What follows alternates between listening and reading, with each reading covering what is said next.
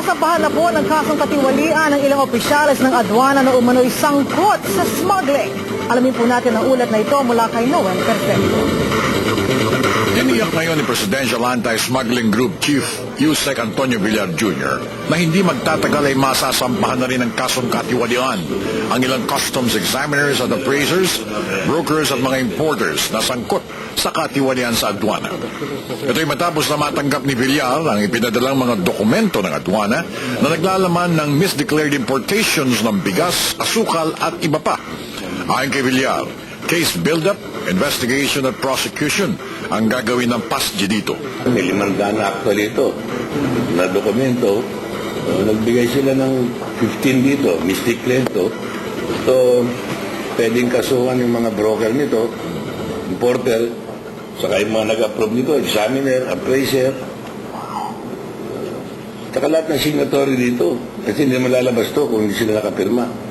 Unang batch pa lamang ito ng mga importanteng dokumento na naglalaman ng mga pangalan ng mga opisyalis ng adwana na sangkot sa katiwalian.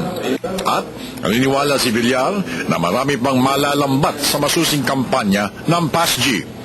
Bagamat hindi tuluyang mahihinto ang smuggling sa bansa, naniniwala ang PASG na mababawasan nila ang operasyon ng mga ito matapos ang kanilang ginagawang kampanya laban sa mga economic saboteurs. Dahil dito, irerekomenda ni Villar kay Pangulong Gloria Macapagal-Arroyo na magkaroon ng reshuffle sa Bureau para matigil na ang mainit na rapor ng smuggler sa mga tauhan ng customs.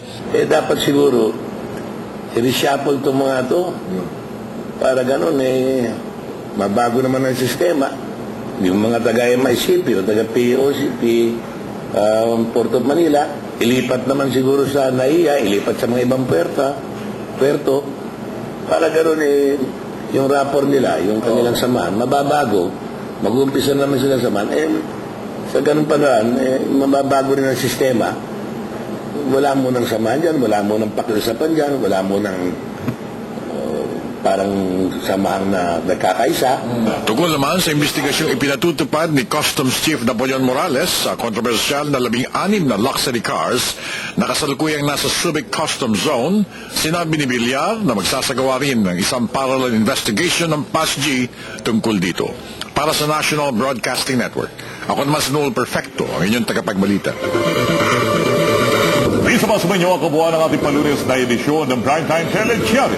Mula sa ganitong oras, ganap na sa isang gang alasyeres sa National Broadcasting Network, NBN4. At sana po inabuo namin yung aral ng mga balitang kinalap at inihatid ng buong NBN News Team. At naman, sunod lamang ilang ilang sandali sa inyo na ang Kapya ng Bayan. Abangan po. Pasamantala, mamala muna ho kami. Si Paring Ray Langit sa anumang laban, kasangga mo ang langit. At ako naman po inyong kaagapay sa balita niyong Angel Talupa, Angelique Lazo. Hanggang sa muli pagbabalik na kikita mo pagkakatiwalang Chiaros Televisyon ng ating Primetime Television.